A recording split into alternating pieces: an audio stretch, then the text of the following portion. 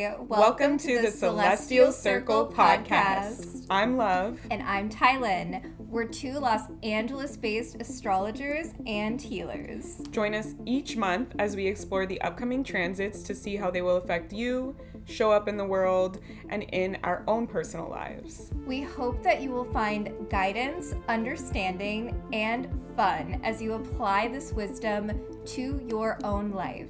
And if you'd like us to give you personalized insight, please submit any questions you have on upcoming or current transits to thecelestialcirclepodcast@gmail.com, or you can DM us on Instagram at thecelestialcirclepodcast. The circle is now open. Thanks for listening. Hi. Hi, welcome to our rebrand, the Celestial Circle. 2 rebrands in 1 year. We are such mutable asses. Both mutable rising signs. Yeah. Yeah. Hey y'all, how y'all doing? It's us again, but with a different name and a different graphic. I'm actually so happy that we work in that way though, because then we're able to go in the direction and the flow that works. And I think that that's what's so beautiful about mutable signs is the flexibility, the adaptability, not being so tied down. Because imagine if one of us was like, no, we're absolutely not changing. Yeah. I think that's like the magic that mutable signs bring to the world is like, we can adapt. It's okay. Yeah. It's not the end of the world. It's chill. Yeah. And I think really the biggest reason why we decided to do the rebrand is because we really have an intention to cultivate more of a community vibe. Like with the Celestial Tea, it was more like, here's all these random celebrities we're getting into their charts. But with this, we're like, hey, like sit down in the circle with us. Like ask us your questions. Let's go over the transits because the planets are in constant motion. They are always moving. And so how is that impacting us? And that's really the intention with the rebrand. Also, we felt that like with the age of Pluto in Aquarius, that's sort of like the death of celebrity. And then we were like, let's do a podcast all about celebrities. And next year, the South Node moving into Leo, like it is literally the release of, and I mean, Jupiter's going to be moving into Leo, but with the North Node in Aquarius, I feel like there is more of that emphasis on not the individual, like the celeb in the spotlight. Yes. We just felt like it was kind of like, why as astrologers are we doing what's like counterintuitive to the astrology of what is happening in the world? So we pivoted to match that. And I feel like there'll be more chances for community. We'll be talking about how this will show up in your life. You can ask us questions. We'll be talking about how it's showing up in our lives and maybe in our clients' lives without saying their names. So to wrap it up / open it up. Manifesting generators is doing a bunch of shit at once. Yes. We wanted to just do like a little recap of like what were the transits from this year and how did they show up in the world, in our lives, in our clients' lives, just to give you a little taste of like what our intention is for moving forward, because we'll be doing each month. So January we'll do probably 2 episodes because we take a long time. That's not changing. We're still gonna talk a lot. Professional yappers. Mutable Mercury, maximalism Mercuries. That's Gemini Mercury, I think, is maximalism. And Mercury Pisces. Maximalism. Like, everything, all of it. No boundaries. So we'll be probably splitting each monthly episode will be 2 and episodes. Each monthly transit deep dive will be 2 episodes. There we go. And so we'll sometimes give updates if we feel like they're like really cool examples in the world or things going on. But we hope that you use this new format as a way to ask the questions to 2 professional astrologers that you want to get answered about what's going on in the world and how it's showing up in your chart. And to be like, okay, now that I know what the vibe is, this is how I can work with it. This is how I can overcome the challenges I can expect and not feel like, why is the world out to get me? Like maybe it's just the transit, you know? Yeah. 100%. We really wanted to create this circle space so that it is practical for y'all to tune in and listen and then apply it to your own life. So we're really excited about this rebrand. Yeah. So please make sure you subscribe. That way you'll get notified when there's new episodes. We are planning on dropping the episodes like at the beginning of each month, but you know, I do the editing. I'm one person. I have ADHD. I have a business. I have a life. Like there's a lot going on. So subscribe so you get notified. And then give us reviews, share with your friends, all the things. Yes. We really want to grow this and make this really successful. And we feel like this third iteration is the one. Yes. They do say third time's a charm. Yeah.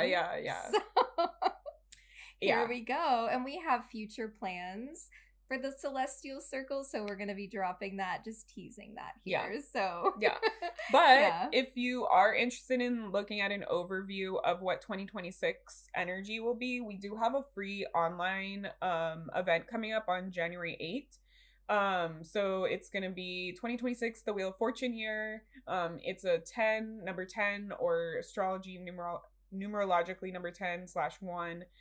It's the like Chinese zodiac is the fire horse, so we're going to be talking about all of that, and then a little bit of the major transits like the Pluto and Aquarius and the Jupiter transit from Cancer to Leo, as those are big things going on in the year. So if you want to come attend anywhere you are in the world for free, we'll have that linked in our bio. It's on Eventbrite and all the things. Yeah, why not spin the Wheel of Fortune with us? It's completely free. Yes. Yay. Okay, so let's get into it. What? So we wanted to do just like a recap of 2025. What the vibe of this year What did I even go through? I don't know. Yeah, because a part of this rebrand, we really want to cultivate a personal relationship with y'all and share what we're moving through and our own personal transits as examples. Yes. So, yeah, what's so wild to me is that we began this year, 2025, with Mars retrograde in Cancer, which is what I have natally. I have Mars in fall, which is literally why I use my physical drive, my energy towards nurturance. I built a whole business off of it. And for those who are like, what the fuck is Mars in fall? So basically there are certain zodiacal signs that each of the planets love to be in and don't really like to be in. Yes. So Cancer, Mars is considered in fall, because think about Mars, right? The god of war, the god of action, motivation, and Cancer's like, I want to feel safe, I want to be cozy, I want to be inward, I want to be in my home, I want to nurture. So those energies like don't really get along that well. So that's kind of how you can think about it, is like it's a little bit rough to be out there going for things, moving forward all the time, having all this vitality and energy. Like, you need to rest more, you need to be cozy more. You're like, please, yes. So if you have Cancer, Mars, it's considered in fall. It doesn't mean you're cursed. It doesn't mean your life is going to never work out. None of those things. It's just a more difficult energy to work with. Yeah, Mars is not happy in the sign of Cancer. So it's just so interesting that we began the year that way, and now we're ending the year with Mars in his sign of exaltation, which is Capricorn. Yeah. Mars in Capricorn is such a vibe. If you have this placement natally, personally as a Mars in Cancer, I'm a little jealous. Like, oh my gosh, because it's, you know, what we're just saying, Mars being the god of war, action oriented, and the physicality piece of the drive, and Capricorn being a cardinal earth sign ruled by Saturn. This is where people actually will execute their ideas. Think of Capricorn energy as like this mountain goat that's like, step by step, I'll climb the mountain and I'll get there no matter what it takes.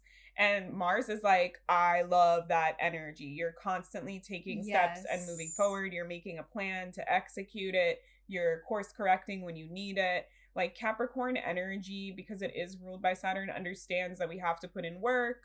We have to have a goal or a plan or a focus or a vision. And what better way to apply that type of energy to taking action, to being motivated, to like doing things in your life, which is the Mars energy. And it takes action from a practical lens, right? Yeah. Because Capricorn energy it has the bigger goal, it has the ambition in mind. But with Martian energy, that physicality piece, it understands what you have the capacity for on a day-to-day basis. Yes.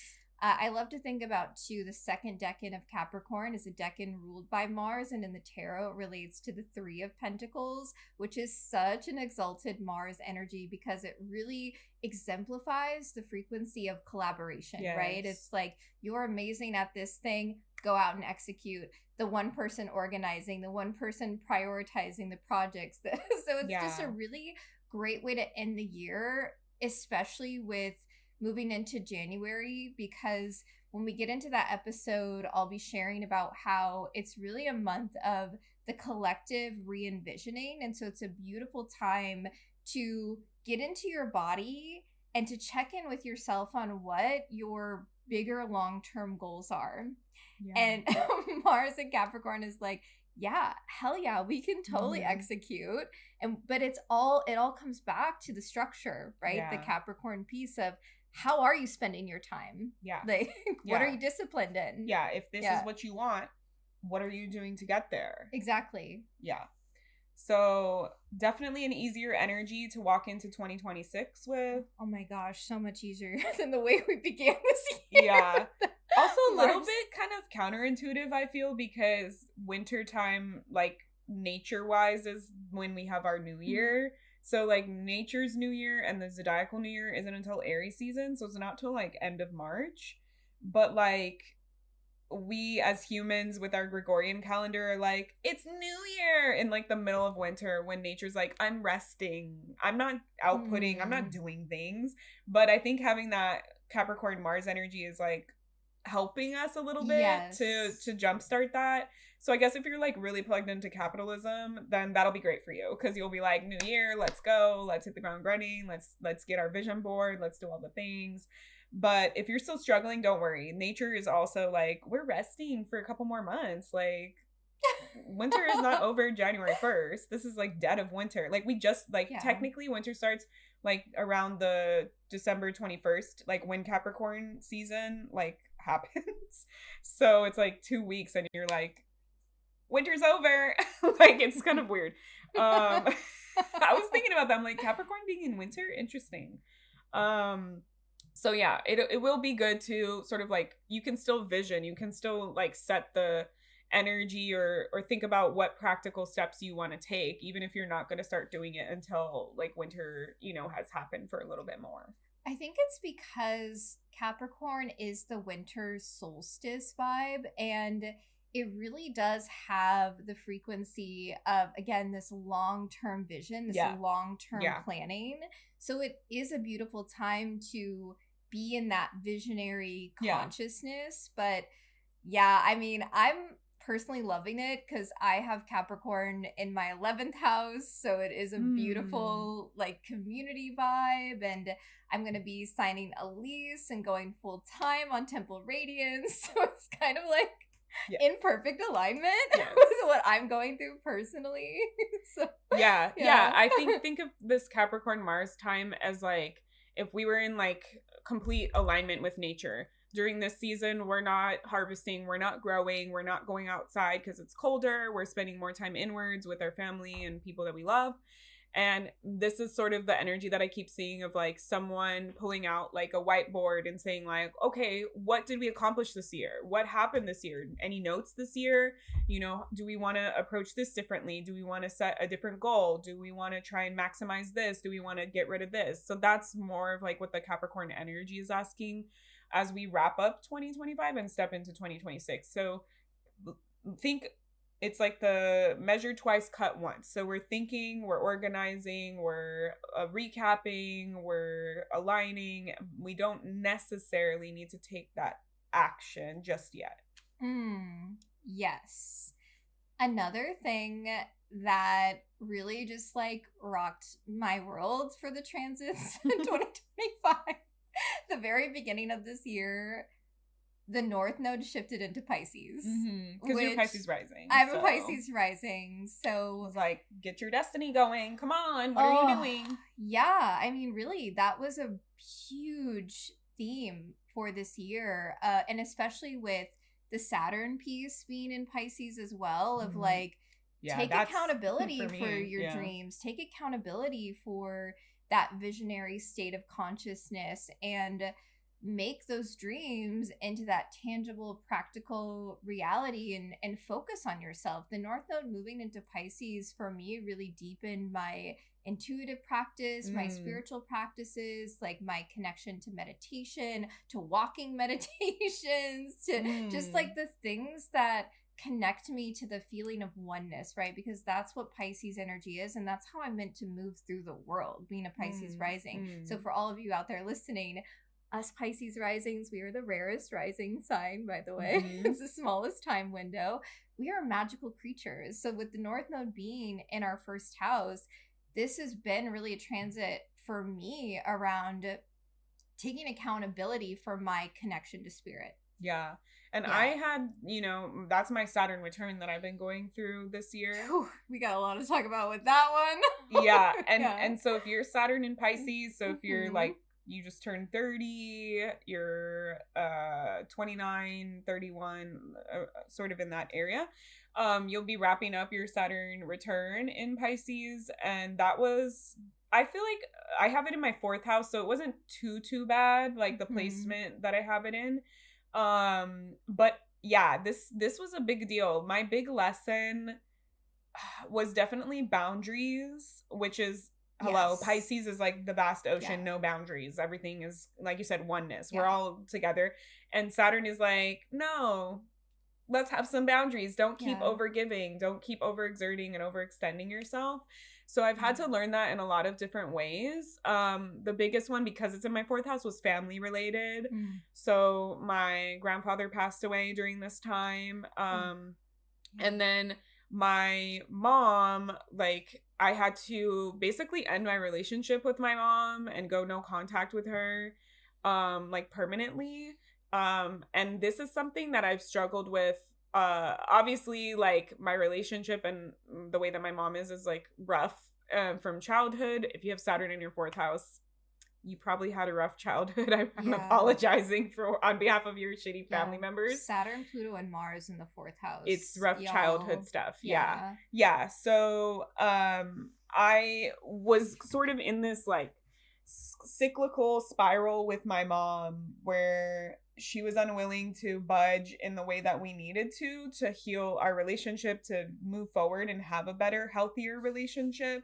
We were just arguing all the time. She would hang up on me. She would never want to be emotionally available. And I just kept opening that wound every time, trying to get her to do it, giving her another chance, like being vulnerable and just getting hurt over and over. And so that was like a big lesson that I had to realize for myself, because I have that like overgiving like heart. Like my Aries moon is like, I'll keep trying with you. Like I'm able to let go of things and move forward.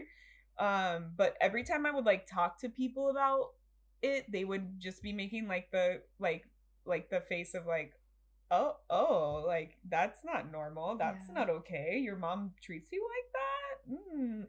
So yeah, that was a big deal. That happened in March.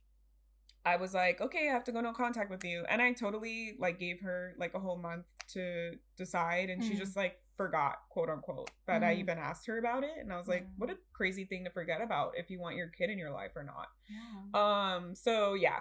So that one was a big deal, because then I had to deal with like the wounds of that, like I've already been working through the relationship with my mom for years, and therapy and practice and stuff, and grieving the mother that I wanted that I didn't get. But this one was like grieving the fact that like this person won't be in my life, and I have to set a boundary when it's a little hard for me to like set those boundaries. So yeah, it was definitely a year of like, let me pour into the family and the people that like want to be there for me, and stop trying to beg this person to be there for me in a way that she's like unwilling to be there for me. So yeah, if you've ever had to go no contact with a family member, totally empathize and understand. Everyone makes their own choices. I tried so hard for years to not have to do this, but I felt like the culmination with the Saturn return was like, you're gonna have to do this. Like that's just how it's gonna have to be, because it's not healthy. So that was a big one for the Saturn return. And also boundaries, like with clients, like I overgive my time with all of my clients. Oh my gosh, I'm yes. so notorious The for this. Pisces rising, it's like, what the fuck is time? Yeah, time, yeah, is an especially in the illusion. Akashic records. Yeah, so Right. like for me, I see it more as like, I don't like, I do therapy for people. So I have certain clients where I go over and it's supposed to be an hour and a half. So I already do a little bit longer of a therapy session than like normal people do, like 45 an hour. And I just feel like it's not enough time. Like I don't want to cut you off in the middle of your crying and be like, okay, go back into the world. Like it just feels counterintuitive. But there's some clients where I was going like way over hour and a half and my partner was like, you know, you should get better at your I was like, not me teaching him astrology and now he's weaponizing it against me. I've created a monster. No, it was really nice. It was helpful. He's like, hey, so you can't keep going over on these things. You need to set better boundaries or you just need to charge them more if that's what you're going to do every time. So that's something I'm still kind of working on. I feel like I've gotten better with a lot of clients, but there's some clients where I will definitely go over and they're kind of like used to it. I think I've attracted like some clients that are like really mindful of time, which has helped me because they're like, okay, I gotta go. I'm at the end of the time. I'm sorry. And I think the ones that are like, let's keep going, those ones I still need to like work on setting those boundaries. Well, you've got until early February. Yes. That I think is like the part that I'm kind of like trying to get.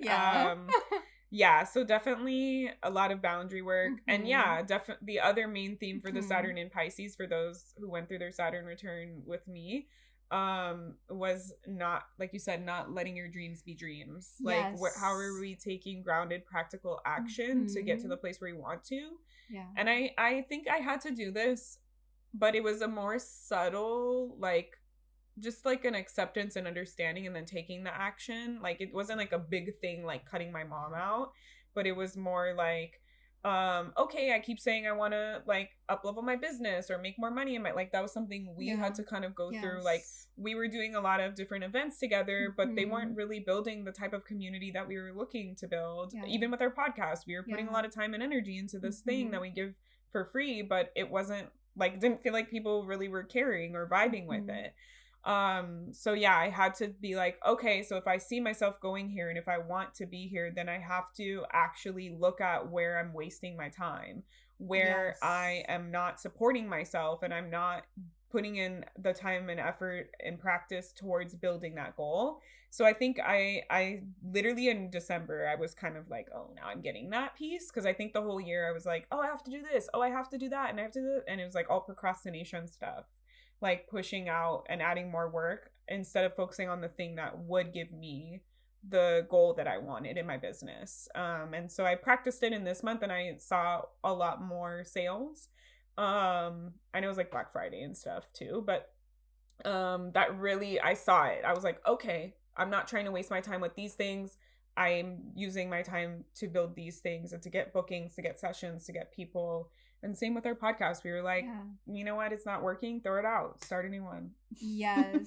I think we both really learned that lesson with Saturn moving through such a personal house. The first and the fourth house. Like these are really personal places. For me, it's like my essence. For you, it's your roots of your natal chart. It is the foundation. Yeah. So that lesson on boundaries was huge. Yeah. And what's so interesting, I wanted to note with the time frame that you were talking about when you did set that boundary with your mom, you were going through your Hera return because you have Hera in Sagittarius in your first house, conjunct your ascendant. So Hera is the queen of the heavens and she rules over relationship dynamics. So that is one of your strong suits, one of your gifts, is that you're meant to move through this world from that relationship oriented mindset, because Hera as an archetypal energy understands the balance within relationship dynamics and the power of your time, right? And so if that's not being respected, Hera has no problem being like, all right, I'm gonna just, like, in her mythology, she'll just fuck off for months and be like, nope, you're not having access to me. Like, that is her whole... I've definitely I did that to both my dad and my mom before even cutting my mom out, so that makes sense. And I would say the last thing that came up in my Saturn return around relationships is like my personal, like my relationship with my partner. we've been together for 12 years, and it was actually the reverse. Like, both of us had like too many walls up because of our fears and our past relationships, traumas and things. And that was something that we had to work on, dissolving that boundary and just being like more vulnerable with each other and letting each other in intentionally, and like putting in that time and effort. And we felt it like quickly in our relationship. We were like, oh my goodness, like I feel different in our dynamic. Do you feel different? Yeah. Like we were both like, wow, this feels great. Like this feels like, it was weird. It was like we're both intuitive. So it was like we both knew what was available to us in the relationship, but then we were like holding back and not doing it just from fear or comfortability or whatever.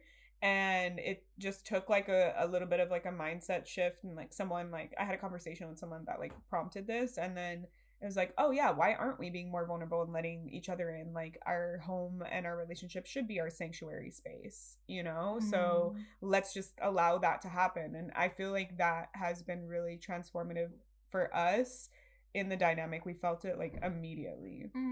That's so beautiful for that transformation to then occur within your roots and your home and your foundation. Because yeah, Saturn in Pisces does say, take responsibility for that piece of the vulnerability and the sharing of your emotions. Yes. And we were both like, no, I don't want to. And the merging of consciousness, the merging of energy is so Piscean. Yeah.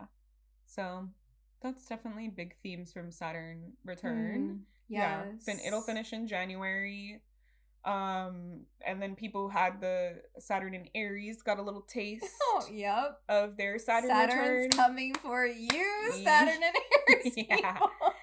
So in February, you'll be officially begin that. We'll talk more about that. We got you. In the January episode. Yeah, for sure. February. Yeah, we got you. February. I'm already fucking all the dates up. Time is an illusion still. Damn it. Yeah. So obviously a big shift this year, Pluto and Aquarius, right? Did that shifted this year? Yeah, I think we'll talk more about Pluto and Aquarius. It was last year, but we'll talk more about Pluto and Aquarius in our next pod, because I want to go in depth on that. Okay, so we'll unpack that more for y'all, because it'll be here for 20 years. So Saturn and Pisces, it was so fun to watch Josh go through his Saturn return too, because I remember telling him years ago, before his Saturn return ever started, I was like, you are meant to be a figure of authority in the realms of artistry and be this person that is holding space for a community. Yeah. And at the time I told him that, he was just, before your Saturn return, it's like, brush it off, right? Like, it's like, sure, whatever. Yeah, like, what do you mean? Like, I'm meant to be a figure of authority in that Piscean realms of artistry. And now he's literally hosting regular mics and literally holding that space. I've seen him. He's kind of like stepped into like, I see him making like content, social media content, like hyping up the other comedians, getting them to come out of their shells, like sort of taking charge, but in this like fun way. Yes. Where it's not so like, oh, you have to do the, type of thing, but he's like welcoming everybody and like, come on, let's make it fun. Let's promote ourselves. Let's put ourselves out there. Yes. Such Saturn in Pisces in the 11th house vibes. Yeah. In the community house for sure. Yeah. So that'll be exciting. Yeah. He's like hosting shows now. So that's pretty on brand for him. Yes. So this is why it's so fun to see how the astrology is impacting you and then reflect back. I love that in our new format, we're going to have like reflection episodes. Yes. Yeah. Like, how was that lunation for you? Yeah. And we'll even compare it with maybe like stuff going on in the world too. Yeah. So you can see like practical application. Like the Uranus Gemini from this year, we've seen that a lot in our American politics, especially because our president is a Gemini. So there's a lot with that. I know it's gonna be rough with the Saturn and Neptune piece going into Aries in that sextile to Uranus. And Gemini, I'm like, I've been looking at that transit for years. Like, what is going to come of this? Like, and how can we optimize it and not take because it's a transit that does signify on the more dense vibrational side, like Yes. violence and aggression. Yeah, and we talked about Yeah. it in the beginning of 2025 when we did our kind of like overview episode for the astrology, that like it is historically a time of war for the US when we see this transit. And we're kind of starting to see these tensions arise with like many different countries. We're having like a bunch of stuff going on with Venezuela right now, and like the president is just creating like straight up lies around this. Obviously we have stuff going on in Palestine that we're involved in and we're complicit in as a country, and we're enabling as a country.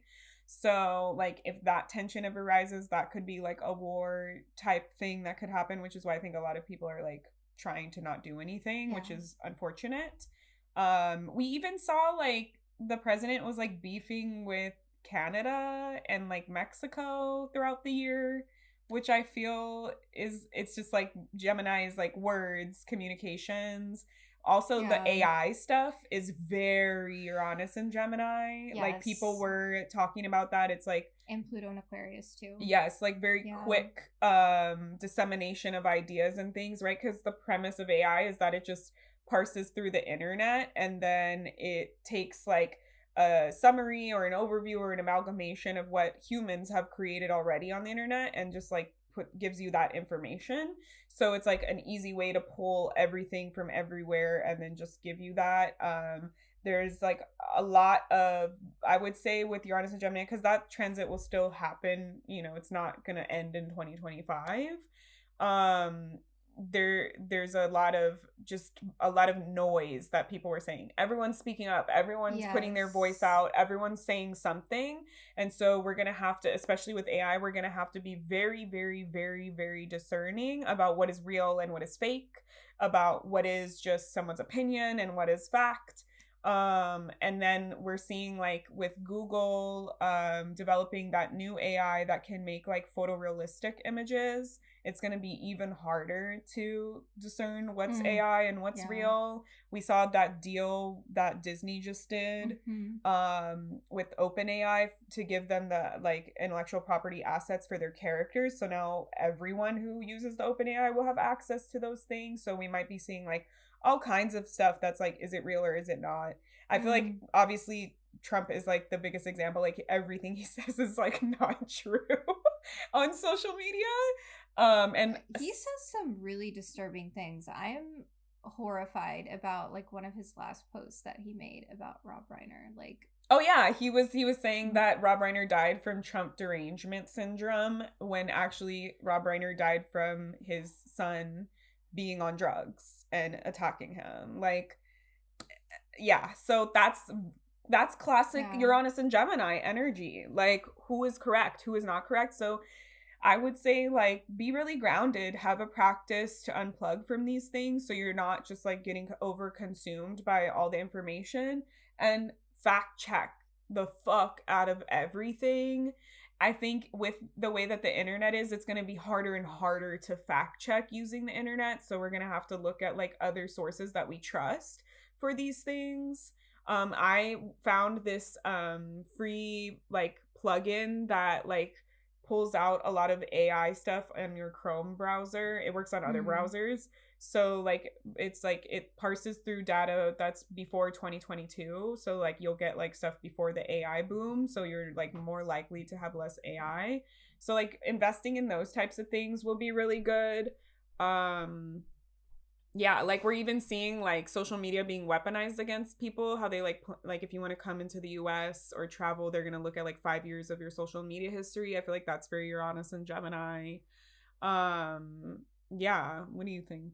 I feel like this past year, because of all of that, I love what you said about being grounded, because I feel like this past year, if I'm being so honest, I was very aware of my nervous system and how easy I would get into a nervous system dysregulation state by seeing like a flooding in of information. Yes. And it's by design, just to let y'all know. Yes. And I feel like, I'm not alone in that. It was definitely something that the collective was experiencing, and something that I feel like is only going to be heightened, to be so honest, as we move into this next year. Because next year is like, we'll get into it with y'all, but it really is like we are opening the portal of a new era. But in that, it is so crucial that we are aware of our nervous system, right? Because Aquarius, Pluto and Aquarius rules over our nervous system. And so there is a collective transformation happening within the collective nervous system. And then with Uranus in a trine to Pluto moving through Aquarius, I feel like it's only just sparking this information, that information. And so, having those grounding practices, just coming back to your breath, coming back to nature, to your body, turning off your phone, stop scrolling, like is really, it's essential. And it's really finding that balance of being aware of what is going on. Because I also, being the Pisces rising, I recognize that I definitely have had patterns in the past, and Saturn moving through my first house definitely shifted this for me, where in the past I would just go into the like the fantasy place, like not want to recognize what's happening in real life. And Saturn moving through my first house was like, no, like you got to look at this and like be in the real world. And I feel like it really is like having a fine line, a balance of maintaining like your connection to what is going on, but also regulating yourself. So I'm curious, because I actually have read that Gemini rules the nervous system and Aquarius is the circulatory system. I've read that Aquarius is the nervous system. Okay, because that's like something I've been looking up. Yeah. But I think it tracks for like Gemini being the nervous system. Yeah. With the Uranus and Gemini. Signs, yeah. So, yeah, because I think then like there's another sign that does like the lymphatics. Like it's like the different systems. Yeah. Because I think that's Libra or something like that. Libra is the kidneys, and I feel like Gemini is like the upper back to mid back in the body. Because I know it as like Gemini's like hands, arms, but they also say Cancer is the hands. I've never seen, and also the breast, the chest, chest, breast area for Cancer, and then Leo's the heart. Yeah, and like lungs, I think for Cancer too. Or maybe that's Gemini. Gemini. Yeah. So that would make sense if it's like tied to like nervous system. Yeah. Well, they're both air signs, so they're in a trine. They work together, right? Yeah. All the systems. Yeah. So definitely grounding yourself. Like I've had times where I talk to my dad on the phone and we're like, oh, fuck this, like shit in the news, like did you see this? Oh my god, this is fucking crazy. And then some days where he's like, I didn't look at the news, I don't want to know, don't tell me, I need a break from the news. I'll tap back in when I'm ready. And I think that's kind of where we kind of have to be. Or just like if you feel that receiving the news in one way is too overwhelming for your nervous system, find a different way. Like if you're like seeing it on social media, seeing the videos is like, then don't do it that way. Like read it in a paper format, you know, like listen to it in a like a podcast format or something like that, you know, like pick and choose how you want to receive your information and highly vet your sources. Because I've even seen there was like a interview with the CEO of like Intel, and he was on a podcast or something talking about like the future of AI, and he was saying lies. Like people like in the industry were like fact checking him afterwards, because he was saying like pretty soon in the future AI will be like the like creator of the knowledge, like the knowledge will come from AI. And people were like, AI doesn't create knowledge, AI parses through data and synthesizes it. Like it's not gonna be the one starting the information, it's just disseminating the information. So anyways, I will say just like don't use AI. It's so bad for the environment. In all these they literally have to make huge warehouses to sustain the energy output that it takes to use AI, and to cool all of the computers that it takes uses a lot of water. So a lot of rural and low income communities are having like corporations and companies come in to like, you know, every fucking thing. Like Lowe's app has fucking AI now. Like, why does the Lowe's app need AI? It doesn't. It doesn't need AI. Anyways, I think we're at a point now where we can't really go back from AI is just going to be a part of humanity like moving forward. So I think it really does come back to the question of integrity if we are going to be working with AI. So my business coach, she did a whole training on what business owners need to know about working with AI. And what I thought was so interesting is that she was sharing that most men use AI, but a very low percent of women use AI. So it's so interesting that AI then is getting a lot of its input from the masculine frequency. That's because men don't think for themselves and they're conditioned as society to outsource all of their brain output to a woman. A woman is used to making all the decisions, of planning, putting things together, like solving things, seeing patterns. Men just outsource that to women. Yeah. They're trained to do that for like centuries. I think that it's just about the integrity piece. And this is why the balance, coming back into balance, is so essential. And then like what you were saying about the fact checking, I think what's so interesting with the Pluto and Aquarius is that we are really seeing the rise of groupthink, like people getting into these groups and their ways of thinking, and then like that's the only way that they are able to function in their mindset is through whatever someone else is telling them. And so this is where like we can utilize the energy of the Aquarius rebel, right? Like let's get into that, like question what people are telling you, right? Because I think if AI had a choice, AI would want to use ethical environmental systems, but it's the people, the humans that are like in charge of it, right, that are preventing that from happening. So it's just really interesting. Yeah, I'm gonna disagree with you. Don't use AI. I don't want it to be part of my future.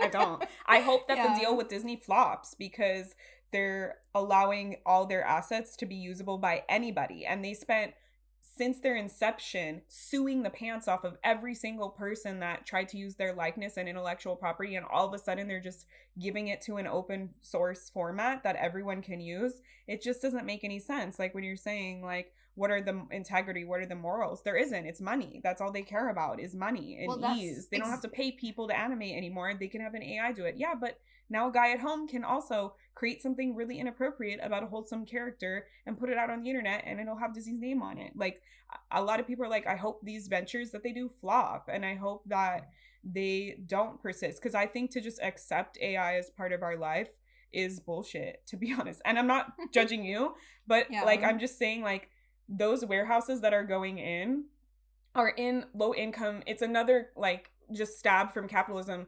All these low income areas, their electricity bill has skyrocketed, not because of them, they're not doing anything, because all the electricity being taken from their power and put towards the warehouse to keep AI open and keep it usable, just on minimum function. And so now everybody else has to pay extra because of it. All these warehouses, like the Amazon's like stuff that they're building, has already caused like rare chemical cancers to arise. It's very like Erin Brockovich. Like there is unforeseen not unforeseen, they could have seen this if they took the time to actually do like a study, an environmental impact study. But like the water usage, we already have a water shortage. Like Detroit still like doesn't fucking have clean water after all of the, or Flint, Michigan has all this, you know. It's like, why are we focusing on this when we could be solving this? So I don't know. I personally, I think it's going to be like Terminator. Maybe there will be machines, but it'll be only the corporations using the machines, and we'll have to just like rebel against machines. I think this is where the medicine of Aquarius energy can be supportive, because Aquarius, it's a fixed air sign, right? So it's known as the water bearer, and you can think of it like a cloud. It is holding the water. And so from that perspective, Aquarius can see things from this higher up perspective, which is why it rules over systems, right? And so if we're utilizing that Aquarius medicine in a way that is of integrity, I think as a society and a collective, we would be able to see like, oh my goodness, these are systematic changes, because I I feel like where we're at right now, we can't go back. It's like to just think about the way we grew up. We didn't have cell phones. Like we but also like Gen Z people are getting flip phones and not having Instagram on their phone. Like when there's too much excess, people will pare back. Have you seen that they are like romanticizing like this era of the 2000s? Yeah, it's so funny to see their fashion. I fucking love it. I'm like, it was not cool to be emo. Pluto Aquarius, right?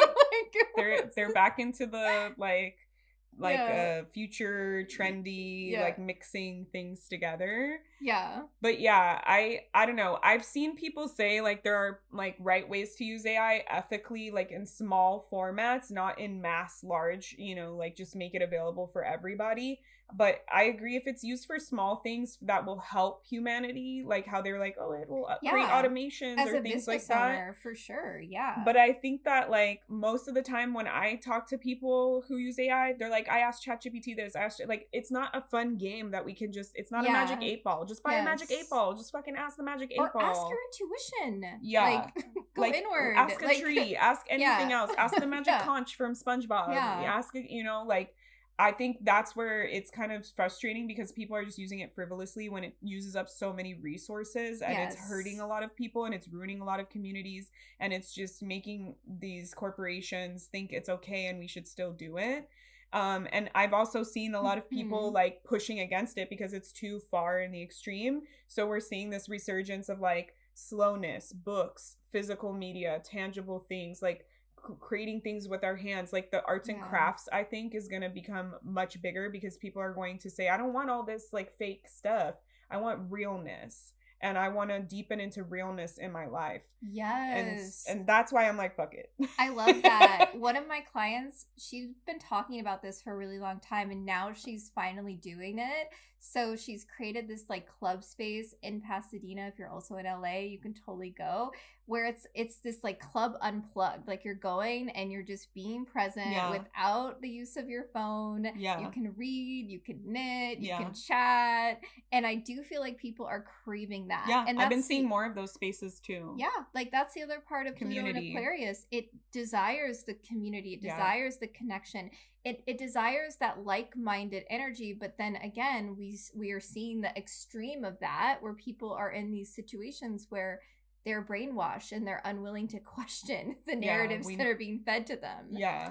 The other example in the news that I thought was very Pluto Aquarius and Uranus and Gemini together was Nepal. How they like overthrew their government so quickly, and they did it using Twitch. So like there was someone on Twitch that like got all the like younger generation people in Nepal to like join and quickly go out and start protesting, and they went and they overthrew the government structure really easily and really quickly because of this ease of dissemination of ideas and voices and aligning for like what they believe in and taking action. Like that was a very like positive example of how to use this. Just to balance it out, because I feel like we've been talking about stuff where you're like, yeah, fuck my life. So there's good things, there's always good things. And I think that this is the beauty of having these conversations, right? Because we're all going to come from different perspectives, right? And I think that is how we grow, right? Having these conversations with your friends, with your family, even if it's differing opinions, like that is how as a society we're able to move forward and we're able to evolve. And that's what Uranus and Gemini is really going to bring. But be prepared for more me, my voice is important, listen to me, don't listen to them, don't look at the truth. So we'll just have to be really grounded in that. What other transits do you want to talk about? Jupiter and Cancer? Oh my gosh, that was one that I was so excited for. Everyone should be excited for it. Biting. Everybody's feeling better. Like chomping. I was like, I can't wait for Jupiter to move into Cancer. I feel like Jupiter and Cancer is like low-key holding it down, while all the other transits are like, oh God, I'm going through it. And Jupiter's like, you got this, baby. You're safe. Oh my God, you'll so be fine. nurturing. You got it. Keep going. And it's like, I'm getting my limbs cut off out here, dude. It's like, you got this. You'll get through it. Yes, literally. I love this transit now that we're in it because I was looking forward to it for so long. Like I had it marked on my calendar like years ago. I was like, oh, this is gonna be such a beautiful time. And I felt it. Like Jupiter moving into my fifth house. It's been spicy, you know? All You're the like, astrologers hey, are whoa. like He's expanding something down there. people are like, what the What's fuck the does fuck that is the mean? fifth house? They're like, holy shit. The fifth house is the house of sexuality. Mm-hmm. Passion, desire, Yeah. creativity. My creativity has been, whoa. I mean, you know, because we're like creating this thing in the backdrop.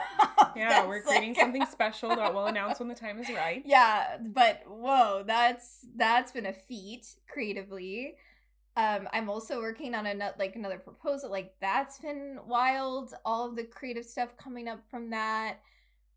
I just feel like I have so many ideas. I'm also crafting a new offer and building that out and creating like a whole booklet as a side portion to that offer.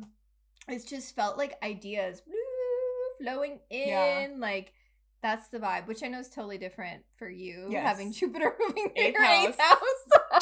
But like Yeah. for me, it's been so. And now I have Jupiter on my Mars, which I feel like is like expanding my like ability to take action, which I normally, I mean, having Mars in fall, like I normally am just like I'll take action if I'm cozy. Yeah, like if I feel comfortable, I'll do it. Like, but Jupiter conjunct my natal Mars is like been just expanding my capacity for how much I'm taking on, which yeah, I feel like that has been like a different vibe for me to experience that piece. Yeah, for me, because I have my Cancer sun in the 8th house, which is the house of Scorpio. So the occult, the shadow, the taboo, death, life, rebirth, transformation, all of those types of things in there. So I had a reading with an astrologer I work out of, Wendy.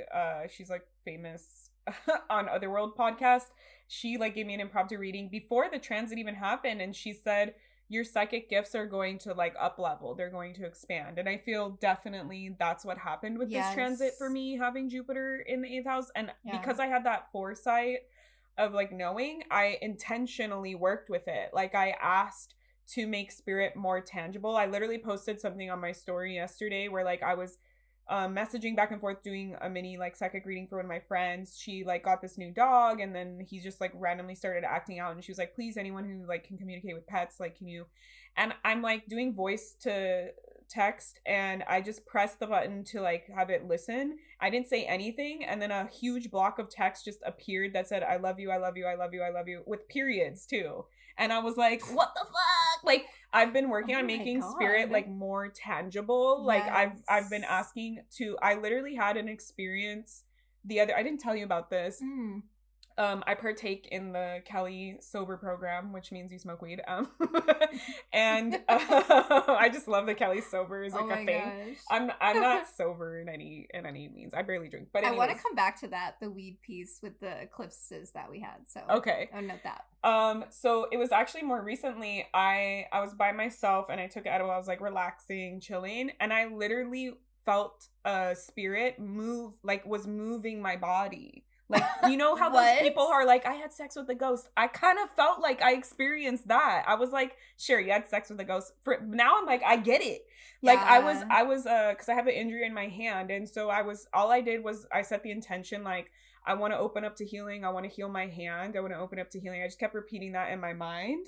And I literally, my hand started like, it felt like someone was grabbing my hand and lifting it. And I felt them like touching here in my palm. And they were like moving my hand around, and I felt them like touching different parts of my body. Like actually someone was touching it. Like It was the most Whoa. visceral, like, experience I had with, like, energy healing, I guess. And I was kind of like, I know I'm high, so, like, when you're high, when you're under the influence, it could be a little bit harder to have, like, boundaries with spiritual stuff. So I was like, I don't know who or what this is. I know my house is protected, but, like, I was like, I don't want to go too far because I don't know who you are. But they were literally, like, moving my body and, like, I could feel them, like, touch my nose like that. Like, it was really cool. So I've definitely been up leveling. I've been able to, like, pick up, like, names and things, be, like, just even more direct. So that's been an intention. Wait, you weren't curious about who it was afterwards? No. Like, I mean, I don't question things. I have arrows in my 12th house. It felt sexual. It did feel sexual. Well, very that's what sexual. I'm saying. Like, arrows in the 12th house is like, some spicy dreams. Like, arrows in the 12th house. Sometimes I'll have sexual dreams. Visualization. Like, I mean, I think that is so interesting to feel like how tangible it feels through the visualization or the connection to the other realms. Yeah. I've had crazy dreams. I've had premonition dreams before in my life. Yeah. I've had a lot of those, but yeah, I don't know. It definitely was kind of sexual because it was like starting in my hand and then they were like moving down my body. And I was like, no, I don't know who you are. I'm not going to let you in there. Yeah. Like, at least tell me who you are. Like, are you my past husband from another life? Yeah, I know. I was trying to feel like, what is it? And it felt definitely masculine. Oh, yeah. Didn't feel feminine energy to me. But I've also, like, worked within, like, a visual of an archetype, like, for my own, like, personal sexual, like, fantasies and things. So I wasn't sure if it was, like, like, that being coming through or something like that. So yeah, I don't know. It was definitely a reset, and I was just, like, more focused on, like, wow, I could feel, like, literally it felt like someone was, like, lifting my hand. Yeah. Like, it was cool. I actually love that, like, cultivating your own erotic visualization frequency. Yeah, I have, like, a like, sexual partner, fantasy partner that, like, I work with them every time. They're, like, the hot amalgamation for myself. I love that. Yeah. So, I don't know. They were definitely kind of, like, cheeky, like, flirty vibes. So, because I was like, is this sexual? Like, I asked. Yeah. And then they put my hand like this and they started moving my hand like this. And I was like, oh, so it is sexual. Like, and then they were like, yeah. And then they were, like, moving down towards my chest. And I was like, oh, this is sexual. Jupiter in the 8th, that's also very sexual. I mean, I know we're talking about that for the 5th house for me. It's also, like, a house of sex, too. Yeah, because Scorpio rules the genitals. But it's, like, more taboo, like, more kinky vibes in the 8th Which is, like, I had sex with a ghost. I love it. So, yeah, definitely feeling that. I've had, like, a lot of personal the celestial circle is so unhinged. Okay, so I also have another TMI thing to tell y'all that relates to this. That now I'm, like, putting it together. Down. Yeah, get your tea. So I have been working on, I have, like, sexual, trauma and stuff for my life, and I've worked on that, like, a lot, but like, I talked about how my partner and I are trying to be, like, closer and be more vulnerable, and, like, intimacy. We both had sexual stuff in the past, and so we've actively worked on it because we've been together for 12 years. But the past 2 times that we had sex, I had a physical, like, release happen when I, like, finished. And I've never experienced anything, like, quite like this. Like, I finished, and when I was, like, finishing, I saw this square from, like, in my, like, in this core of my genital region, and it shot out in this, like, beam in, like, a sort of, like a pillar, like a 3D object. It shot out of me, and it was, like, this yellow color, and there was, like, dark blue around it, and I literally felt it, like, pull out of my body.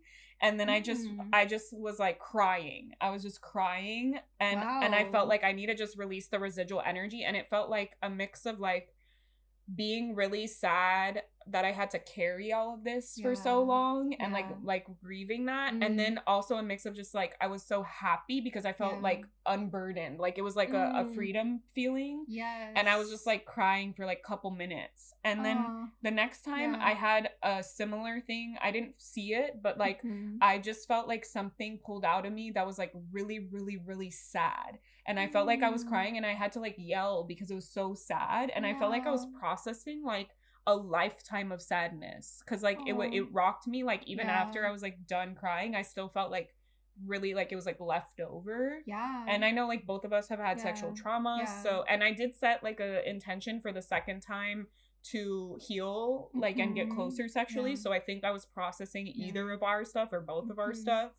But yeah, I've definitely had like those types of experiences through this transit, which has been really beautiful. Yes. Yeah, because Jupiter moving through Cancer is like, feel the depths of your emotions, and you are safe to do so. And then especially layering on top of that the 8th house themes around sexuality. Like that's so beautiful to just have that be released from your body. And then I mean, Jupiter in Cancer, I mean, Jupiter in general can be a very overwhelming frequency, right? But just to allow yourself to go through and process. That was pretty whatever wild. Emotions come up. Yeah, so I've definitely been like doing that. A lot of like image transformation I've been working on this year, like expanding into myself, feeling safer to expand into that, which I think is definitely 8th house, because it's like, oh, I want to do this, but like, is it allowed or whatever? Go ahead, fuck it, do it. So yeah, I've definitely had that. Yeah, I think that the psychic abilities growing has been the most like tangible of the things for me, for sure. Especially with your son there, like you are here to be in a position of authority within the realms of the taboo, within the realms of the mystery, within the realms of the occult. So and you've created your life to do that. And my North Node is in Scorpio in the 12th house, so it's like double. Double that. Just all that.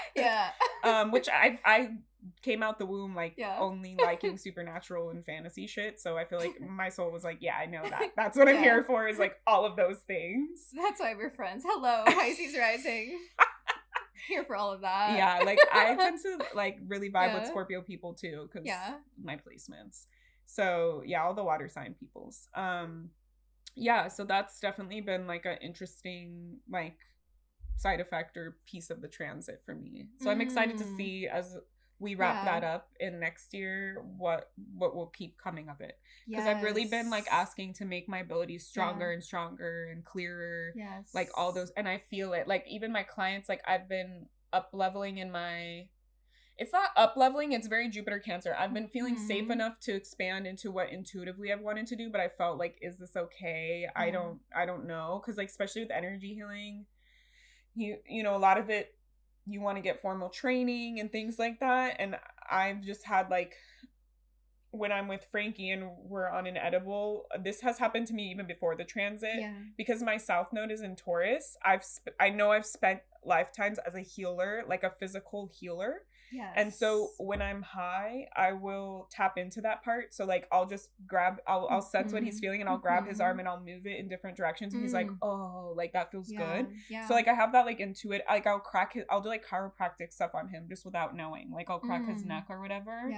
And so that's also 6th house too. So that's also the house of medicine. Yes, so, I know. That's why I know that I've done. And so I have had that kind of happen where like I'm trying like a different type of energy healing that's like a little bit more like touch and like movement and like pressure.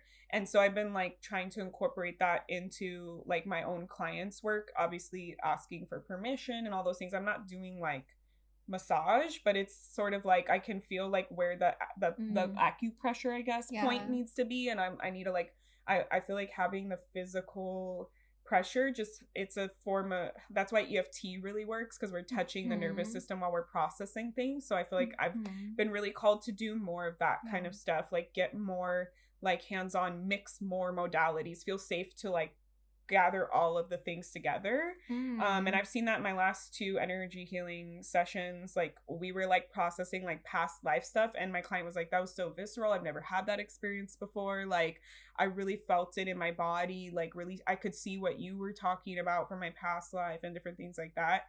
So that's been really fun too. Well, if you do want to study body work, it's so fun. I do eventually want to. I want to do MFR.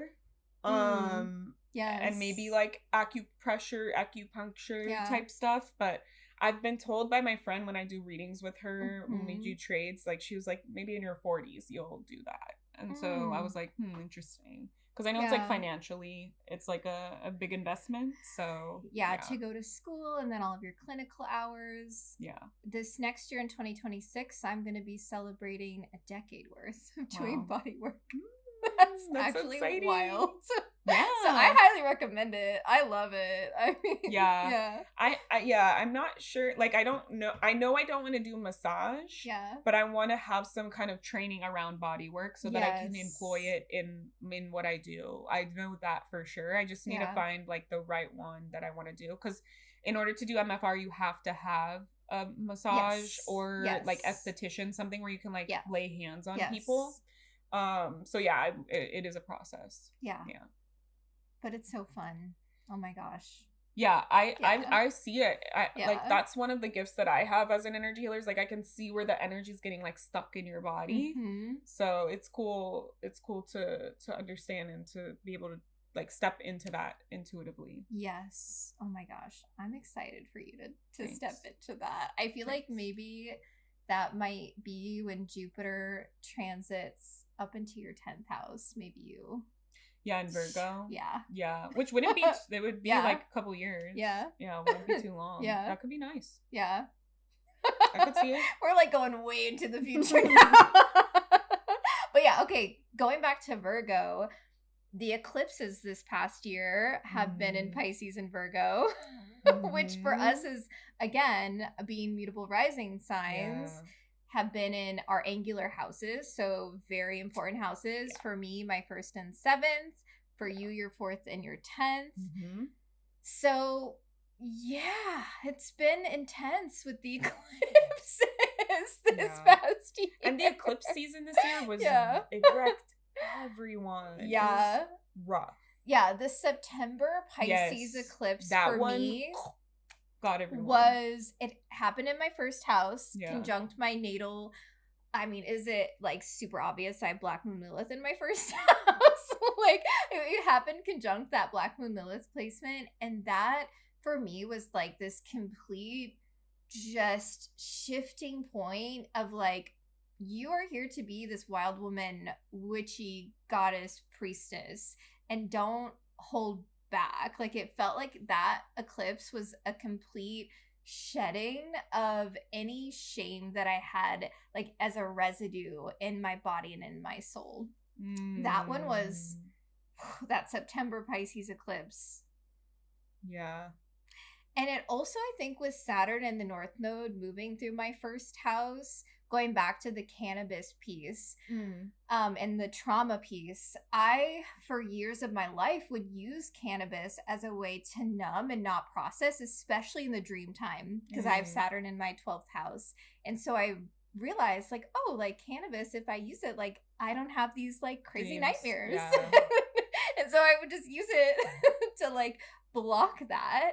And that Pisces eclipse was like, no more using cannabis in this way. Like, since then, I haven't smoked at all. Like, I don't have any interest to. I think a lot of that is because I've been going through, with the Jupiter moving through my 5th house of the creativity, I have a lot coming up with my throat chakra, and I want to step more into the hypnosis work and the guided visualizations and using my voice more, because that's a reflection that I get back from so many people, that my voice just takes them into that deep place.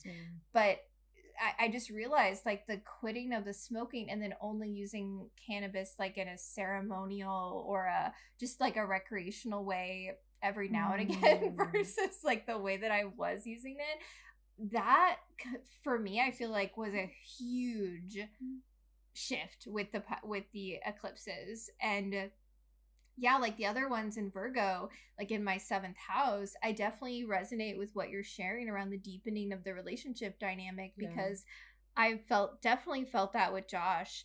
Especially as, you know, we're navigating the evolution of our relationship as well, exploring polyamory. I think that it's so beautiful to have that like solid, just like deep loving foundation. In September we celebrated 8 years, so I think it's so beautiful, like for both of us, that we have these long-term, just like very solid partnerships. Because for me it's so beautiful having a partner that is really just like a grounding force for me for all of the spiritual work that I do. Like he's always someone that has been a grounding force, in the sense of like, I like, for him saying this to me, like I really encourage you to be as big as you're meant to be in this life. And that's just felt so good. Like he's been like the force behind every business that I've started, because Temple Radiance is now my 3rd business. He really encouraged my first one, and I think that it's so beautiful to have that support. And definitely the eclipses there have just strengthened that. But for you, like totally different, the 4th and the 10th house. Yeah. Like, yeah, I feel like I think it aligns with what I was talking about around like shedding things in my business that weren't serving me, the ways that I was like trying to make busy work and be perfection and all these things. Like I feel like every time I go to make a social media post, like I hear spirit being like, keep it simple, don't do the most, just deliver the information. Yes. Like you don't need to have the perfectionism piece of your Virgo 10th house, just put it out there, people just need to know. So I've definitely like the refinement piece of Virgo. Yes. And I feel like I've definitely seen a lot of like growth in my business. I feel like I've been shedding, because the South Node is there, so I feel like I've been shedding a lot around those pieces. And I feel like with the North Node in Pisces, I feel like it's just been like highlighting the Saturn Pisces pieces for myself. Yeah, and I guess like connecting to family has been a big theme in this year. I've had shifts in like my belief system tied to like my ancestry as well. But I don't know if it's like from the transit. I feel like it's just because I'm like Jewish and there's just like a bunch of Saturn there too. But yeah, I feel like I've been just like really trying to listen to like using my time wisely, having boundaries, releasing like old beliefs, limiting beliefs, patterns and practices that keep me like busy and keep me like very anxious and feeling like I have to work. I feel like I've been trying to like release those pieces. I mean, I definitely had like some tummy stuff that I like went through. I did like a parasite cleanse, so I feel like that's very like Virgo, South Node.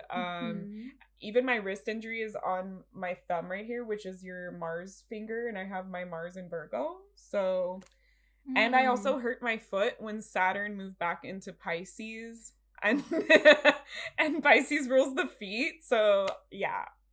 Yeah, that same day I got like so sick. I was like, really? The day Saturn moves back into Pisces? Yeah, I literally was like, I don't want to hurt my feet, because that's like the only injuries that I've mostly had in my life is my feet or my ankles. And I was like, I don't want to hurt my feet. And then I like fucking hurt my feet in class, and I was like, you bitch, you bitch. I was so mad. I was like, no more injuries. So yeah, I feel like it's definitely been asking me like, slow down. Like don't keep go, like use your time and your energy wisely. I've been definitely in my business, I've been called to have like more boundaries around like how I'm using my time, like certain days seeing clients, certain days not seeing clients, certain days working, like we had to shift like our schedule for recording and things. Like definitely trying to develop that. I think I've also been like writing more, which I feel like is an evolution of like my business. Also tied to like Uranus and Gemini as well. You're so meant to write, having your Mercury in Gemini. And me too, Mercury first house. It's like we're writers. Yeah. And talkers. Professional yappers. Yeah, I've been a yapper since I was born. My mom would be like, you're talking too fast. I can't understand you. Slow down. My mom would call me as a nickname the mouth of the South Pacific because when I was very little, we lived in Hawaii. So I just was called a know-it-all. Same. And now my job is to know it all. So what does that say about y'all? I proved you wrong, my Aries moon. I am a know-it-all. I could know it all. I can ask and know. Sue me. Yeah, I feel like 2025 for me was really a year of getting very clear about the way that I'm spending my time. And I think a lot of that has been the North Node and Saturn moving through my first house. Mm-hmm. And just taking my time seriously, like how I am spending my time and crafting these offers in my business, and not wasting so much time in the not wanting to feel what I had repressed for so long. It was just no, get have your clarity. Yeah.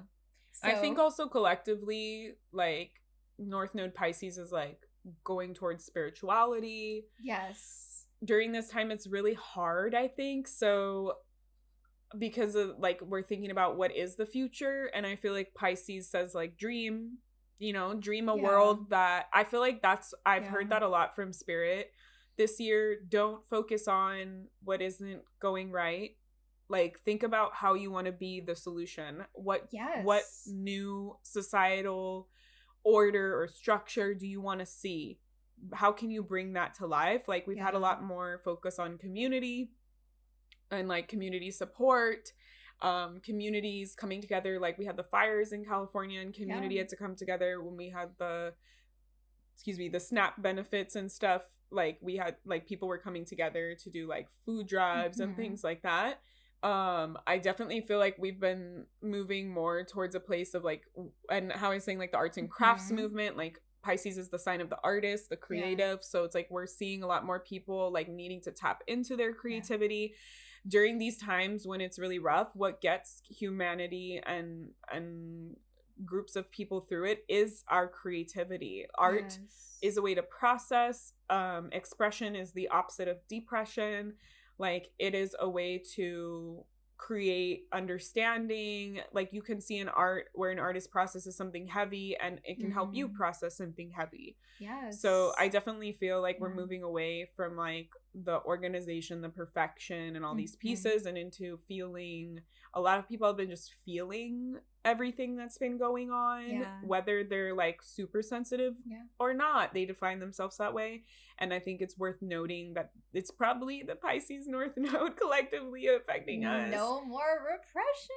Yeah, so it is a rough time to feel all the feelings, because there's quite a bit of fucking shit going on right now. Yeah, Jupiter exalted in Cancer. That's the overwhelm. Safe to feel your feelings, But the safety piece, that's the world I want to live in. And that's why it's so heartbreaking for me to just be a witness to where we're at right now in the world, where so many people are just so disconnected from the baseline level of safety. That is not acceptable. And it's why I do my craft and my work and also what I have the intention for this podcast, the Celestial Circle, to be, where you can listen and just be in this circle space with us and feel safe to even explore a lot of these topics we're talking about, which are very they're wild, they're taboo, they're out there, they're witchy, but I don't give a shit about any of that. Exactly. Well, for us it's our everyday. I've been kind of an open book. I'm just I think honesty is the best policy. There's no point in lying. Yes. So, and I think what's so beautiful is when you are vulnerable and you share these things, you never know how that ripples out to create an impact, because someone listening might be oh my gosh, I went through the same thing, or I'm in the place that you were at and I want to get to where you're at. So this is a step that I can take. Yeah. So that's why we're here. I did think of a Pisces North Node thing. I was hosting events in a space, and now I just host them at my home, and I have Pisces in my 4th house. So I was like, I'm just gonna create community in my home, and I've been hosting a lot more, like even with friends. So that's I love when you host. I fucking love hosting. I fucking love it. Frankie's like, oh, we had to clean the house again, and I'm like, yes. He's like, that's gonna be too many people. I'm like, more people. Yeah, like I was telling Frankie, like if capitalism didn't exist, what would I want to do with my day-to-day? And I told him I would want to have a home where people in our community would come every day, and I would just cook. It would be like a restaurant, but like no money, right? But like more communal. Like I would pick whatever I wanted to cook for like lunch, and then whoever in the community could just like come and eat the food. Everybody eats the same thing that I cook. Didn't Jaden do that recently? Like Will Smith's son. Okay. Yeah, like I think it started as a food truck, and then he created like a actual restaurant where it's like that. People just come in and eat. Yeah. Which is so cool. I mean, the resources to do that. Yeah. And then, like I would just want people to just know, like, if you can come and eat whatever food that I'm cooking, talk to me about your life, get to know people, and just like, I'll see you tomorrow. Yeah. And like people could pay me, quote unquote, if we didn't have money, in food. They can just bring food, and then I can cook it, or we can trade, whatever, if we needed to. But like that was like, I would love to do that. That sounds amazing. Yeah. I mean, I think for both of us, if there wasn't capitalism, we would still do this work. And that's because we just love it so much. We love being healers and intuitives. And I don't know. I would be a creative. Yeah, and creatives. I think the multifaceted, I think, for both of us, right? Like doing different things. Yes, doing different things. But I read that like the final expression of the healer is the creative. Yeah. Like that's the exaltation of it. Oh my gosh. Well, 100%. Like I use my creativity to like craft these new offers that they don't exist on the planet right now. Like Akashic past life regression, like going into your Akashic records while you're in a past life regression, like that took my creativity to create something like that. And like this new offer, I'm so excited to share. I don't even want to like give any details on it, but oh my gosh, it's gonna be so cool, y'all. Like so I definitely feel like I would just create, because my original business idea was like crochet, and like I just love doing creative crafts. You've done learning creative so stuff. Much from there. Wow. Right. But like if I could, I would be crocheting all day, making little crafts and things instead of like having to do this for money. I feel like I don't know that I would be like a professional psychic. Really? Yeah. So I would still do my work, all of my modalities. If I had like a place to stay, all of my food, like my cats are fed, I still had like the resources to travel and things when I want, I would definitely 100% still do all of my modalities. Yeah, I'd probably just be painting. And then I would definitely have more time to write. I think that's something that I would write. I think I would still write. I would do like my Substack and still write. Yeah.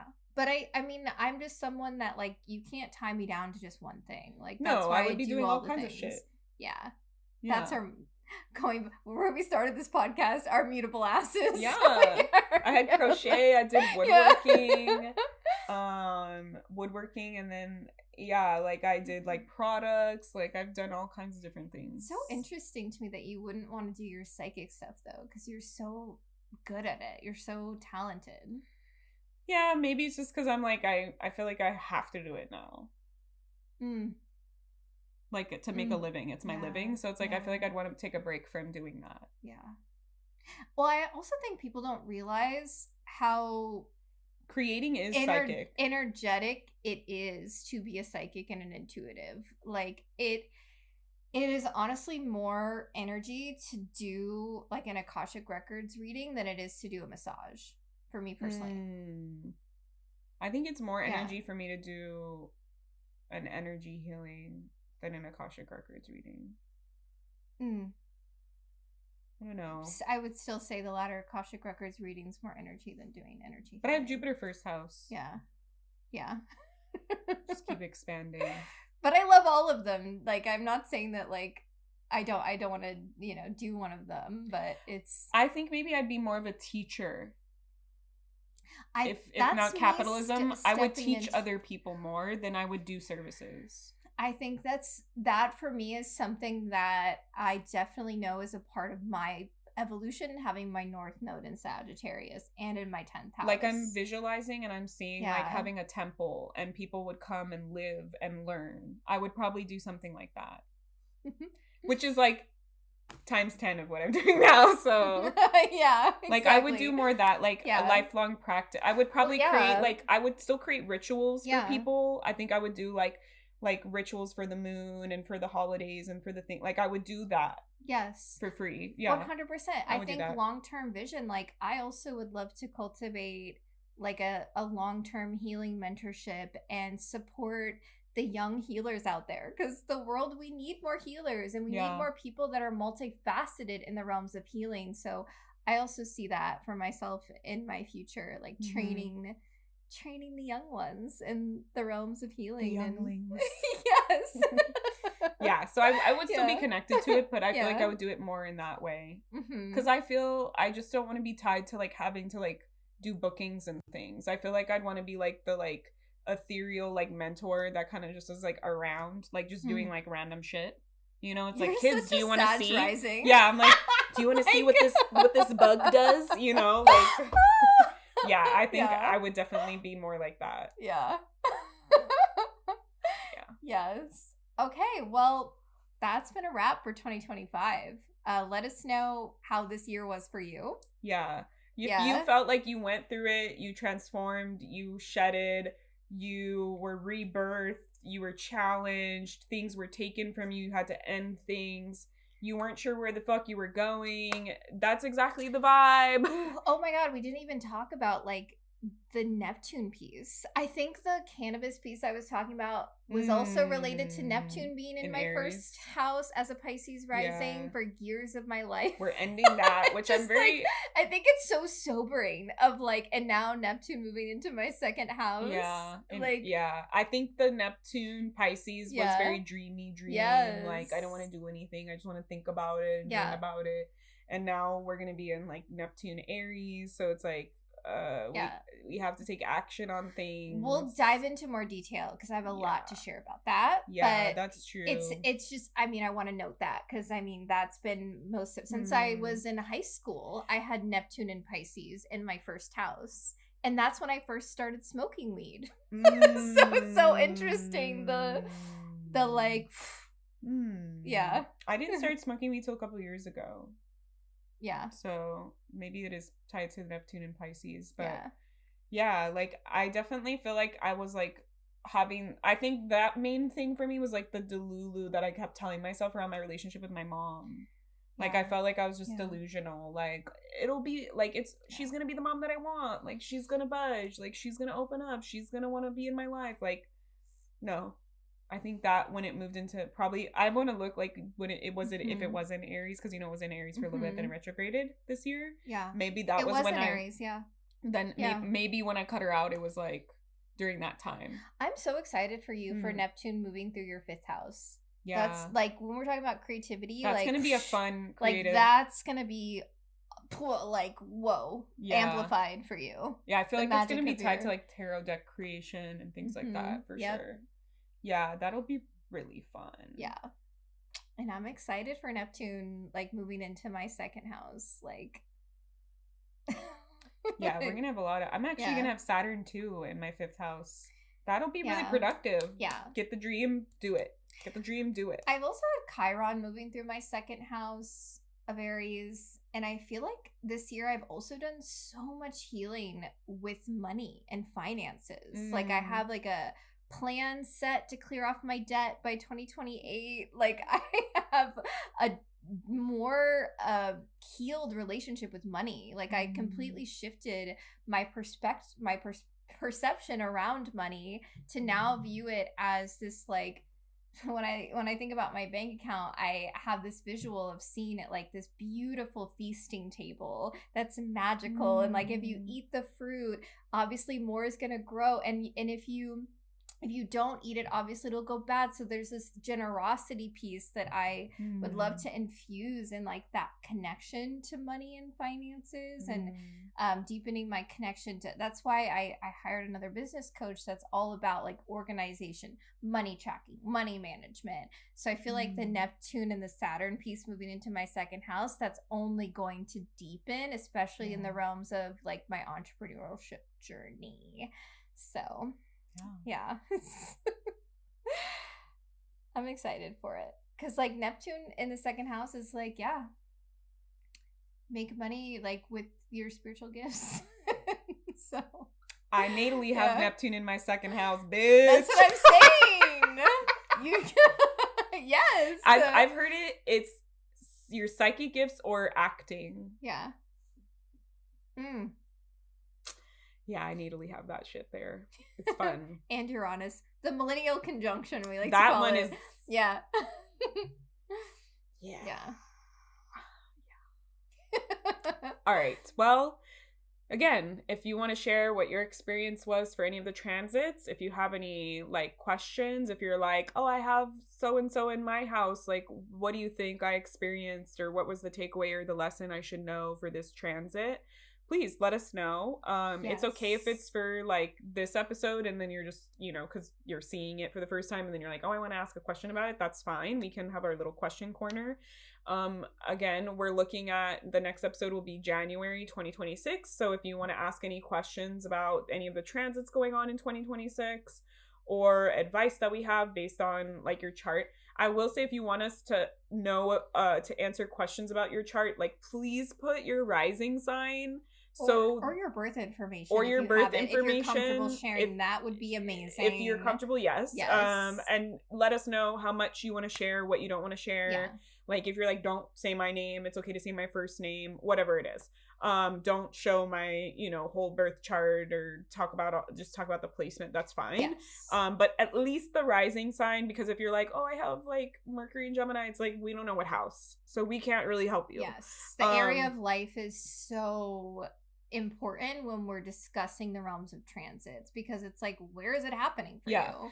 Or even if you're like, what does this mean for the collective? What predictions do you have from this transit? Or how can we work best with this transit? Just not even asking about your personal chart. That's totally fine too.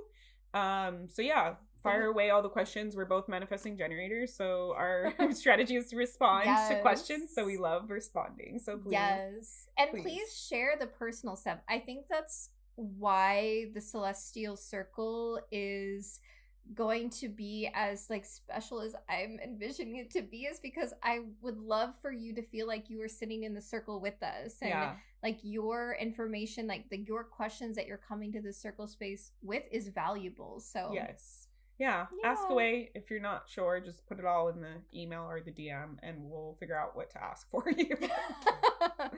Yes. Yeah. Cool. All right. Well, that's a wrap. 2025. See y'all in January. We'll see you never. Goodbye, 2025. Goodbye, wood snake. Hello, fire horse. Hell yeah. All right. Bye. Bye. Thank you for listening to the Celestial Circle podcast. We are eternally grateful to have you in our cosmic community. Make sure you subscribe to our podcast wherever you listen. That way you'll be updated whenever new episodes drop. Please leave us a review and share with your friends so that our circle grows. The circle is now closed. Bye.